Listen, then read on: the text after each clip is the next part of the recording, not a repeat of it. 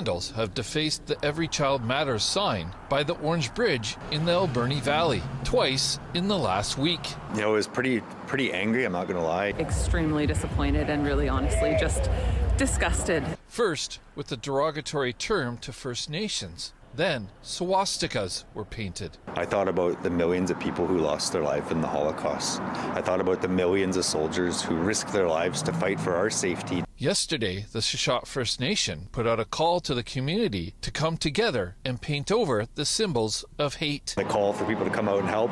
You know, just before 1, by 2:30 when we had the event, there were dozens of people here. The more we can be involved in righting this wrong, it sends a message to the community that this is not tolerated. In a statement today, the Minister of Indigenous Relations and Reconciliation says, hate crimes, racist remarks, and hate speech have no place whatsoever in Port Alberni, British Columbia, or Canada. It's upsetting, it's hurtful, and it takes us backwards. The province actively denounces any acts of racism. We are committed to a province where everyone feels safe. People have worked so hard. Survivors have shared their stories.